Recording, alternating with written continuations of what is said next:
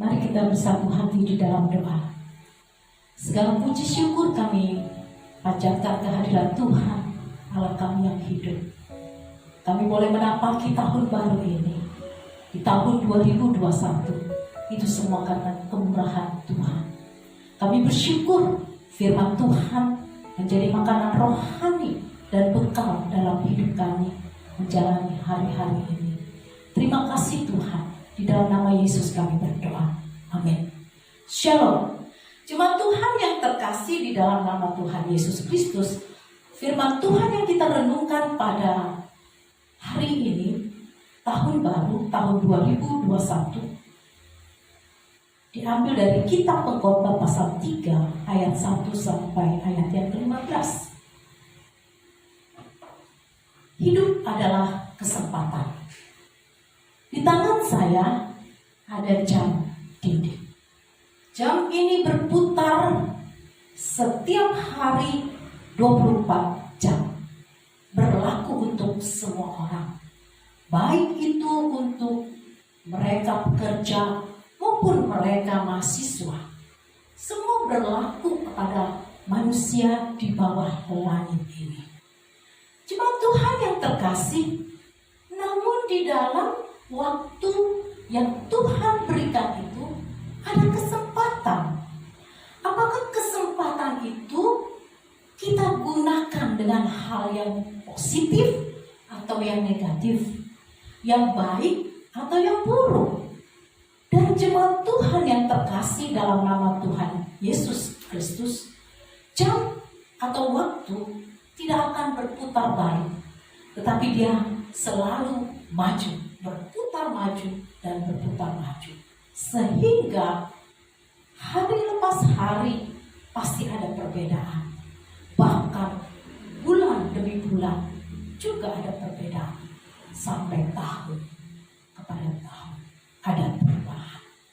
Nah, jemaat Tuhan yang terkasih dalam nama Tuhan Yesus Kristus, di dalam kitab Pengkhotbah pasal 3 ayat 1 sampai 15 ini mengisahkan tentang kehidupan fakta manusia yang nyata, kehidupan sehari-hari kita.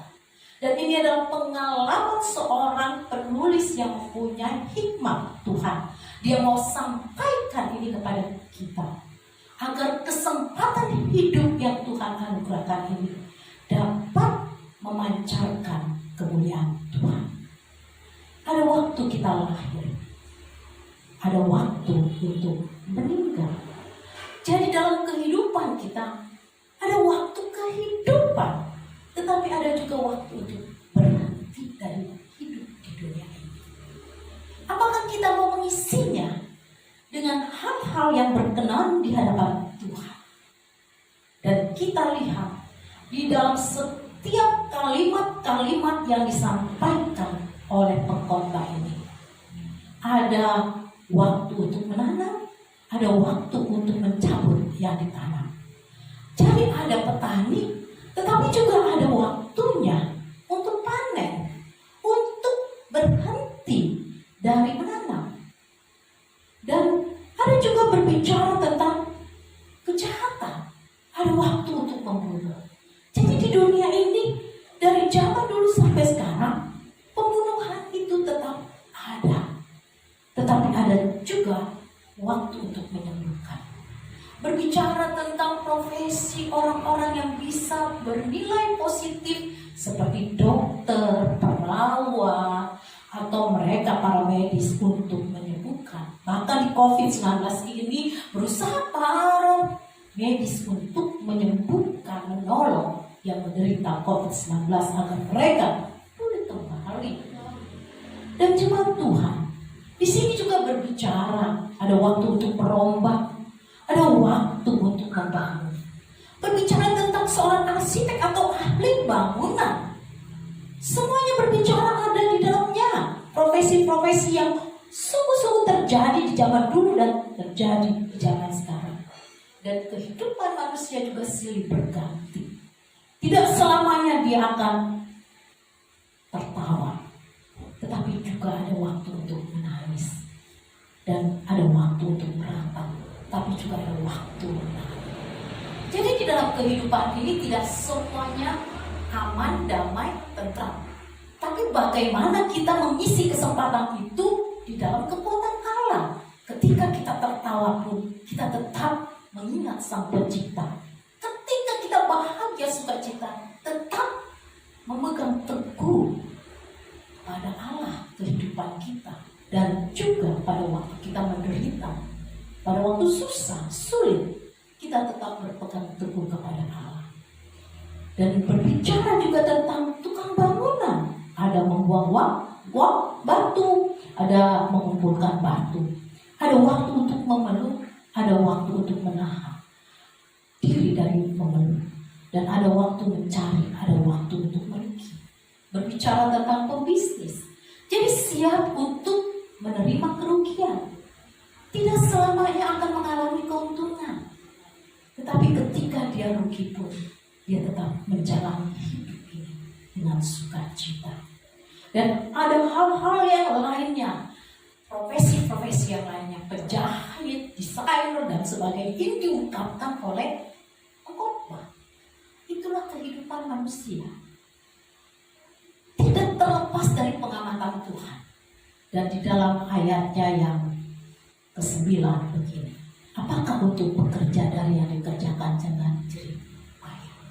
Kalau hanya untuk berjerih lelah, untuk hanya kepuasan diri sendiri, apa gunanya?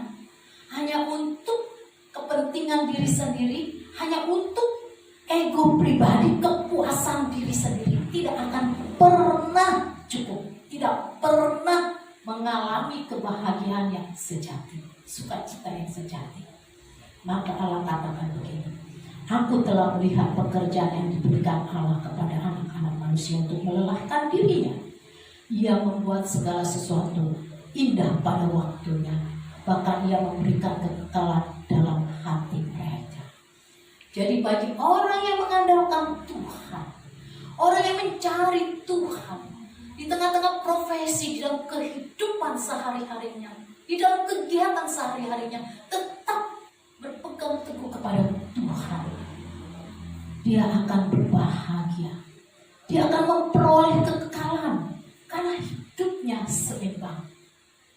Profesi dijalankan, tetapi di dalam profesi dia menyenangkan hati Tuhan. Dan jemaat Tuhan yang terkasih dalam nama Tuhan Yesus Kristus, di dalam ayat 13, dan bahwa setiap orang dapat makan, minum dan menikmati kesenangan dalam segala jerih payahnya, itu juga adalah pemberian Allah. Jadi sadarlah, jangan kita bermegah diri, jangan kita sombong karena kita mempunyai apa yang ada pada diri kita. Tetapi itu semuanya adalah pemberian Allah, anugerah Allah, kepercayaan Allah kepada kita. Kita hanya bisa mengelola hidup ini, mengelola profesi kita, mengelola potensi kita sebagai bentuk wujud kesempatan, sebagai wujud rasa syukur kita kepada Allah. Dan di dalam ayat 14-15, aku tahu bahwa segala sesuatu yang dilakukan Allah akan tetap ada untuk selamanya. Itu tak dapat ditambah dan tak dapat dikurangi. Allah berbuat demikian supaya manusia takut akan Dia. Yang sekarang ada, dulu sudah ada, dan yang akan ada sudah lama, dan sudah ada, dan sudah lama ada, dan Allah mencari yang sudah ada.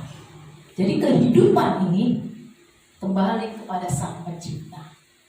Dan kesempatan yang ada Tuhan berikan, entahkah saudara-saudari sebagai ibu rumah tangga, sebagai pengusaha, sebagai karyawan, sebagai mahasiswa-mahasiswi, sebagai pendeta, sebagai tentara, sebagai polisi, sebagai umat manusia yang Tuhan percayakan untuk mengelola hidup ini, berkarya, dan isilah kesempatan itu yang berguna, sebab kelak Tuhan akan menanyakan kepada kita, meminta pertanggungjawaban kepada kita.